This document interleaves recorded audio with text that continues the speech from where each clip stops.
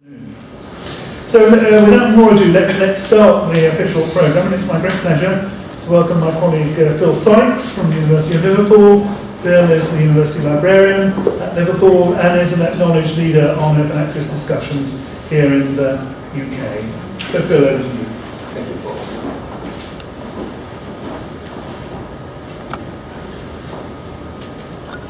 Right, yeah, thanks for inviting me this afternoon. I'm incredibly impressed by the number of people who've turned out today. I'm going to do basically three things. I want to cover some of the basic ground about open access, partly as backgrounds to the other talks that are taking place.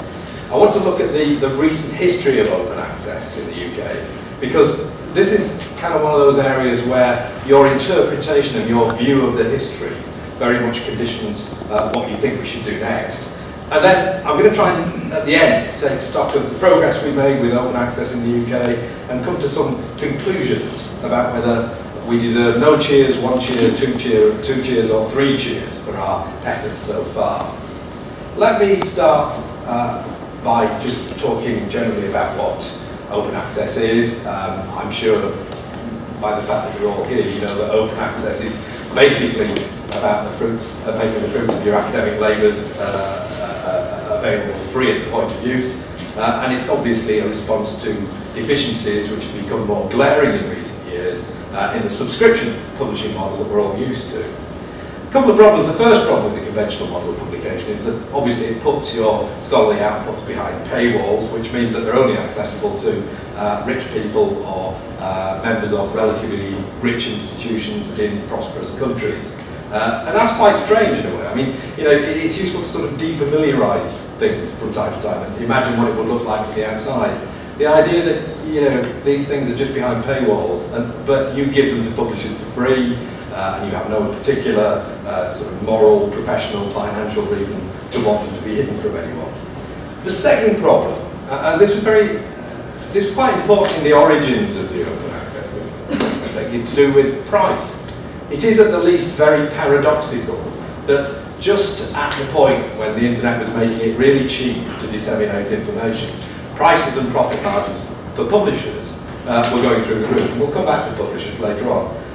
For several decades, up to a couple of years ago, publishers were leveraging the power that their control of prestigious journal titles gave them to impose annual price rises of about 6 or 7%. That meant, for example, that at Liverpool, in the early 80s, we were spending about a 16th of our total non-pay and pay budget in the library on journals. Now it's more like half. And there's a similar pattern being played out in all other university libraries. That has a particularly deleterious effect, actually, on the humanities, because it whittles away at the amount of money that people like me and Paul have got to spend on books. And I think it's important to remember, in trying to gauge the progress we've made with open access, that it was in its inception meant to be a response to those sorts of problems. Okay, so what are the different types of open access? Those of you who are immersed in open access matters will now expect me to start talking about green, where you put articles in a repository, and gold, where you pay a publisher a fee to make an article available on an open access basis. I'm going to try and avoid doing that too much, because I think the obsession with the green-gold distinction and the way in which battle lines are drawn around it has done more to muddy people's thinking on open access issues than just about anything else. These are two means to an end, the end being cost-effective open access. And each could, in different circumstances, and indeed in different disciplines, and disciplinary differences is something I'll keep coming back to, be the best and most appropriate means to that end. So let me offer a couple of other distinctions. A more important distinction, actually, for my money, is between instant open access and delayed open access. In other words, the difference between something being made available to the whole world on the day of publication, and it's being made available after a delay of, say, a year or 2 years, or if Elsevier have their way in certain circumstances, 4 years. And although this distinction often mirrors the gold and green divide, as things currently stand, it's not necessarily logically coterminous with it. So the particle physicists would tell us, for example, that they've achieved what is, for all practical purposes, a form of instant open access through their subject repository. Now, that distinction between delayed and instant open access is crucial in many disciplines. In biosciences, for example, the half-life of an article is about 3 months. In other words, half the downloads that are ever going to occur of that article take place within the first 3 months. So for open access in that discipline, instant open access, or something very near to it, is crucial. But that's not necessarily the case with other disciplines, particularly in the arts, where even making something openly available after, say, a 3-year lapse of time might well confer considerable long-term benefits on scholarship and research. There are other distinctions that we can make, the salience of which will again vary from discipline to discipline. In some disciplines, the terms of reuse for an article are very important. Again, in biosciences, the number of articles being pumped out is so huge that techniques like text mining are becoming more and more important to reveal patterns within the literature that might otherwise be undetected, and to reveal connections between different pieces of work that wouldn't manifest themselves easily. So it's important that very liberal reuse licenses like the CC BY license that allows text mining are used. In other disciplines though, text mining is going to be either far less important or totally irrelevant, so there isn't the same compulsion, I think, to use a CC BY license. So those are a couple of possible distinctions, but actually I'd like to propose that a useful way to think our way through some of the dilemmas we currently face with open access is to make a distinction between meaningful and nominal open access. Meaningful open access being open access that genuinely does make a difference to science, to research, to scholarship. Nominal open access being the thing that allows the various stakeholders to claim that we've achieved an open access breakthrough, but doesn't really make a lot of practical difference to anyone's work. And I think it's crucial, again, I'll say this again, to remember that what represents meaningful progress will vary from discipline to discipline. Okay, I just want to move on to talking a little bit about the recent history of open access. Open access really began to take off about the 20th century. I think we had an early period of optimism when we felt it was such a luminously and self-evidently good idea that the world would quickly become converted to it. But in the decade that followed the Budapest Declaration in 2002, what we got was a kind of gentle progress. Librarians put huge amounts of effort, huge amounts of creativity into the construction of institutional repositories, and we worked hard to try and persuade academics to put their articles into them. But it was pretty hard graft. And according to a study by Laszlo and Bjork in 2010, we'd only got to a stage where about 2.7% of published articles were going into institutional repositories, despite the fact that in Britain, most of the research councils mandated open access publishing several years ago. And many universities themselves adopted mandates, which meant that in theory, all the articles generated by their researchers should have been available on an open access basis. The view of the Finch report was that most universities in the UK and in many other countries have developed repositories, but the rate at which published papers have been deposited in them so far has been disappointing. And that is true of most university repositories, where the amount of relatively recently published full text material in them is very disappointing. There are limited exceptions to that. Southampton's repository and UCL's are much, much fuller than that generalisation implies. And if everyone was like Southampton or UCL, the situation would be slightly different. And I think we're going to be celebrating the 3 millionth download from the UCL repository later on. But sadly, places like Southampton and UCL are the exception. Most university repositories, including Liverpool's, are very thinly populated. And the extent to which even the best achieve what I've earlier referred to as meaningful open access is quite limited.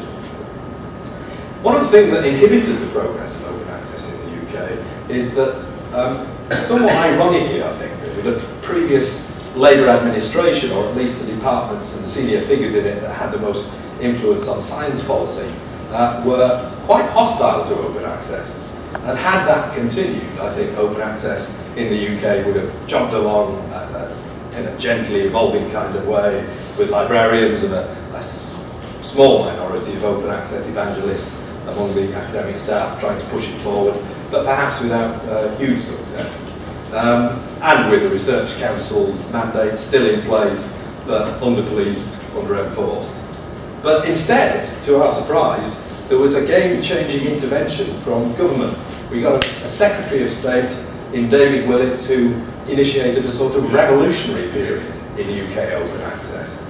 It started in March 2011 when he convened a meeting of all the major stakeholders in scholarly communications, the librarians, the publishers, senior university managers, researchers themselves, funders, learned societies, and questioned us about why the rate of progress in open access had been slow. And more or less said to us that the question now was not whether open access in the UK would take place, but how it would take place and how fast. And that led fairly quickly to the creation of the Finch Group, which was given the task of coming up with achieving a way of kick-starting open access and given about 3 months to do it as well, which for those of us with day jobs was quite a tall order. I don't want to dwell too much on Finch, because the most significant fact about Finch was the fact that the government felt it necessary to bring it into being, rather than particularly what it said. But its most important recommendation was that research funders should give universities specific resources to enable them to make a substantial amount of UK research output available on an open access basis. In most people's eyes, the biggest failing of the Finch report was that it failed to put its weight sufficiently behind green open access and was insufficiently critical of profiteering practices among publishers. I can understand why people make those criticisms. As a participant in the Finch Group, I would have found it deeply satisfying to use it as a platform to denounce what I thought was wrong with publishing. But I think the critics are somewhat unrealistic about what consensus a group could possibly have come to when it had strong representation from both publishers on the one hand and from learned societies that were heavily dependent upon charging much more than it costs to publish. And I think even if the rhetoric of the Finch report had been more strongly slanted in favour of green open access, it's a bit difficult to see what the specific recommendations could have been that would have kick-started green open access. We could have recommended more investment, but I don't personally think that the problem at the time was lack of investment in green. We couldn't really recommend anything about funding councils because they already had mandates in place, so it would be something slightly weird like recommending that they had effective mandates rather than ineffective mandates. I can't see that would have worked. What we could have done, and this is what many people think we should have done, is recommended either zero embargo periods in green or very, very, very short embargo periods. For good or ill, the government believes that short embargo periods would deal a fatal blow to UK academic publishing. So a recommendation on those lines would simply have been rejected and would have reduced the likelihood of other useful recommendations in the report being accepted. Trying hard, and I do find this hard, to look at it from a BIS point of view. They're in the unenviable position of being responsible for universities and in many ways the health of the private sector. And from their point of view, publishing is an industry which, UK publishing is an industry which contributes about £1 billion to the balance of trade, generates enough corporation tax to keep a medium-sized hospital going. So it's not easy for them. I mean, I don't personally believe that even 6-month embargoes in all subjects would lead to that many subscription cancellations. I just cannot see me and Paul saying to, an irate professor in a department that we're going to make them wait a year or 6 months for a leading publication. But unfortunately, the publishers have persuaded the government that that's the truth, and it's very difficult to reverse it. So, like all participants in Finch, I had to accept some things that I wasn't that keen on for the sake of the good things in it. And I do think that on balance it was a good thing, and it did achieve the kind of dynamic intervention to kickstart open access in the UK that the government commissioned it to achieve. But I would be absolutely astonished if everyone in this room agrees with me, and I'm sure there'll be some questions about that later on. So, what happened after Finch. There are plenty of good reports about higher education, plenty of reports about scholarly communication, plenty of reports about publishing that lie mouldering on the shelves of libraries. But actually, Finch was acted on pretty quickly. RCU UK got off the blocks with almost indecent haste. I'm not going to talk about the detail of the policy as it is now because I think Catherine's going to cover that later on. But suffice to say that RCU UK came out with quite a radical policy, but then got such a clobbering and so little in the way of covering fire that the message changed quite quickly. Some of that was a change of substance. They moved, for instance, from 6-month embargo periods for science and 12-month embargo periods for arts to allowing longer embargo periods in circumstances where the publisher has offered a gold option. And I would be fairly certain that that change came about as a result of pressure from government, who in turn were responding to the publisher lobby. Other apparent changes were more the result of clarification. There was a kind of panicky early period when the draft policy first came out, where it looked like what they were saying was that universities had to find the money for gold open access publication of 100% of RCU UK funded articles. And I had a fairly nasty meeting with our finance director where he said, well, you're responsible for all this, aren't you? Where are you going to find me the £2 million gap that suddenly appeared in my budget? But they clarified that, and now what RCUK is saying is that 45% of articles resulting from research that they fund have to be published on an open access basis this year. But they're not being prescriptive as between gold and green, and you can do more or less what you like with the other 55% of articles. So really that's a considerably less rapid gallop towards open access than was originally contemplated. And it's also a considerably less threatening situation for disciplines that still feel a bit distrustful of open access.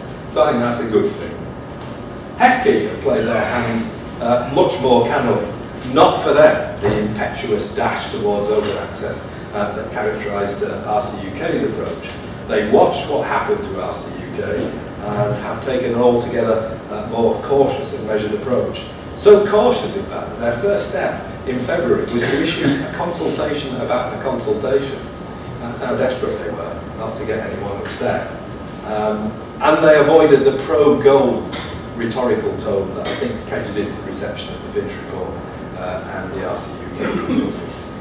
But don't be deceived, you know, it's kind of dressed in sheep's clothing, but this is a wolf. This is quite a radical change that's been contemplated by HEFCE. And it's one of the enduring mysteries for me that they're so much more popular than RCUK. RCUK have ended up with quite a kind of conservative, pragmatic suggestion. They're providing money for us to implement it. HEFCE are not providing any money, but they go for a much more radical approach. But no one's getting upset about it. Perhaps someone could explain later what the answer to that conundrum is. I'd like to finish by taking stock of where we are and what the big challenges for the next few years are going to be. I think we should be pleased with the progress that has been made with open access in the UK over the last couple of years. RLUK's provision of funding for article publication charges means that substantial numbers of important journal articles that would have otherwise have been hidden behind paywalls will be available immediately to scholars worldwide and to the general public. And I think UCL is to be particularly commended for supplementing that funding from its own resources. And of course, it seems likely that HEFCE will adopt a policy that makes, at the least, a substantial proportion of the best outputs of our researchers available on an open access basis from about 2016. Clearly, there have been some mistakes along the way. The early presentation of the RCUK policy was confused. Open access zealots like me have not always been sufficiently sensitive to disciplinary differences, which is why I'm very publicly recanting now and apologising for that and saying it'll be different in the future. Progress in coming up with a suitable model for open access monographs has been quite slow and patchy, and I think we're still a long way from a kind of obvious way forward. But in general, there's been a lot of progress, and in some indefinable way, open access is now part of the academic zeitgeist, whether people like it or loathe it, in a way that simply wasn't true a couple of years ago. And I can remember going to see a head of department in medicine about 7 years ago, and trying to talk to him about open access. And clearly the look on his face was kind of, what is this strange man talking about with this strangely hippie-ish idea? You know, it really didn't add compute really for him, but he's quite enthusiastic about open access these days. So, I mean, can we give 3 cheers for open access in the UK? No, not really. I think there are some real threats before us, and we need to deal with those before we can get anywhere near claiming victory. Time's pressing, so I'm going to deal with these fairly subtly. But crudely, the problems before us are that green threatens to be too slow, too delayed, and gold threatens to be too expensive. There is a real danger at the moment that what will emerge from the current tumult is green with embargo periods that are too long. Now, obviously what's too long will vary from discipline to discipline, but as I said earlier, what I basically mean is too long to make a meaningful difference to scholarship, too far into the life cycle of the document to be genuinely useful to researchers. And if I can go back to the distinction I made earlier, that will mean the triumph of nominal open access over meaningful open access. And although I think that's a bad thing, you can see actually why the various stakeholders in all this, the people that Willits gathered together a couple of years ago, might find it seductive. I mean, the government, great for the government, because the government can claim that it's successfully intervened and sort of cracked heads together and created an open access nirvana. Academics are going to be spared the transitional pains and dangers that do, I admit, inevitably come in a move to real, meaningful open access. Librarians will be able to feel that their sort of patient campaign over the last decade to get open access established has been successful. And publishers will love it, because publishers will be able to claim that they've embraced open access, they'll keep BIS and universities off their backs, and they'll keep their 40% profit margins intact. So they will love that. The danger with gold is a phenomenon which we have begun to refer to as double dipping. That publishers will charge universities like this one, like mine, twice for the same thing. Once in the form of subscription payments, once in the form of article publication charges. The librarians of the research universities and just collections, which is charged with negotiating journal deals on our behalf, are going to fight very hard on this. And as it happens, Paul is chair of GIST Collections, and I'm chair of the Research Libraries UK subgroup that is responsible for looking after this issue. I don't think either of us would dispute that there are unavoidable transitional costs for publishers in moving to gold open access. But there is a real danger that these costs are going to be exaggerated and used as a justification for charging very high APC, article publication or processing charge prices. So we want to work with publishers to identify what the real and unavoidable costs of the move to gold open access are, in terms of extra work that they might need to do, might need to issue an invoice, might need to change the settings in the database, and in terms of revenue that they might forego. And obviously gold open access takes off globally on a big basis. They do begin to forego subscription revenue because people start cancelling subscriptions because they can get the articles on an open access basis. But actually, I don't think that's going to happen in the next 2 or 3 years, or possibly not even the next 5 or 7 years. So actually their subscription base and the income from that is going to remain largely intact. So I'm sceptical about the idea that that adds up to a very large sum. The idea has become accepted that it's reasonable for article processing charges to be something between about $1,000 and $3,000. That may actually be an appropriate figure in pure open access publishing, where the entire costs of publication have to be paid from author side or institution side payments. But I would need a lot of evidence to believe that that's what the publishers need to be paid in hybrid open access publishing, where you basically got a subscription model there and you're paying the publisher a an extra amount of money to make it available on an open access basis. For me, now, that's more like $100 to $300, not $1,000 to $3,000. Right, so, yeah, 1 cheer, 2 cheers, 3 cheers, no cheers. I think real progress has been made, as I say, the last couple of years, which has led to a genuine increase in the amount of scholarship made available in a timely way on an open access basis. But I'm withholding the last cheer, because unless we succeed in tackling the 2 problems I just talked about, green that's too slow and delayed, gold that's too expensive, we run the danger of creating a kind of Disneyland open access, where it kind of looks attractive, it looks like we've done the thing, but you know, if you push on the clapboard frontage, there isn't really anything behind it. If we can tackle those problems effectively, we'll achieve meaningful and significant open access that has a transforming effect on the quality and the speed of scholarship. But until we do that, as Ian Forster said in 2 Cheers for Democracy, 2 cheers are quite enough. There is no occasion to give 3.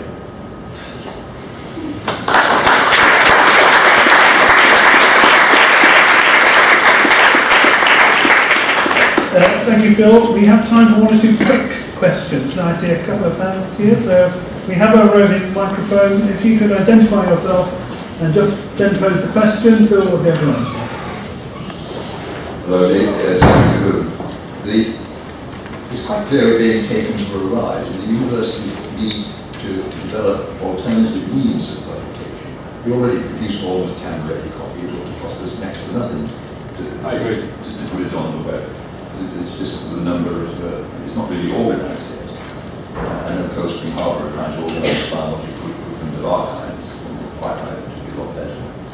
But Elsevier will take us for every penny we can get. And the only if we let them for 30 years, and then we challenged them, and they didn't. So we had 67% price rises for 25 years. I and others in Research Libraries UK led a campaign which meant that for the last 5-year deal, the price rise was precisely nothing in real terms, 0%. Now I agree, that's still an inflated level of profitability for them. But what it shows is that if we act in a united way, we can challenge the power of the big publishers. And I don't think we should be defeatist about it. Okay, gentleman in front of you. Hi there, Martin O'Brien. You've talked a lot about sort of open access, the future of open access going forward, you know, releasing what the publications we make in the future. What I haven't heard much about is how we're going to kind of release the historical record. So the real danger that in 100 years' time, you know, the research record will have started in 2000, because you know what's going to happen to all the stuff that's currently locked behind published paywalls. Have you got any dry thoughts on that, Paul? I mean, yeah, go on. Okay, I was going to say, in just connections, we are looking at creating a national digital archive for just this type of literature that's available in electronic form, that has historically stood behind a paywall, precisely to answer the question that you raised, that open access presents a scenario and a landscape going forward, but it doesn't deal with historic stuff. I would expect that digital archive to be released in the next 1 to 2 years, which will in some way address the concern that you raised. I think it's not my mobile phone which is causing the feedback. Phil, what's your answer to that question?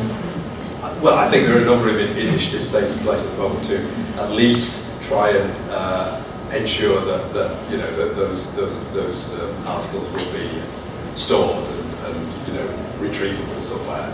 But that's slightly different from what you're talking about, where you're really kind of asking whether all that material will become open access. I mean, I'm always frank when I don't really know a definitive answer to a question I don't hear. I think one cause for optimism will be that obviously over time the commercial value of that kind of material sharply reduces. So in some ways, you know, cracking that problem would be easier than cracking the kind of problem we're talking about, where you know you're saying that they're talking about material currently being created and wanting to make that open access.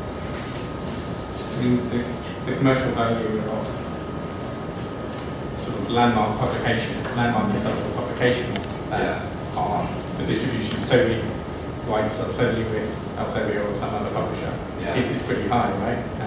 Obviously you can get it from a colleague, most of us, but to actually legitimately get it, Google search. I have tried to talk to one or two commercial publishers and retrospectively make material gold open access. And the publishers say no, they don't want to do that because then they'll be accused of double dipping, of paying, of charging a gold open access fee and then having received money for the subscription in the first place. So we raised such a storm about the potential for double dipping that now they're rather fearful of it. So then my response was, okay, well you can make them freely available for nothing then.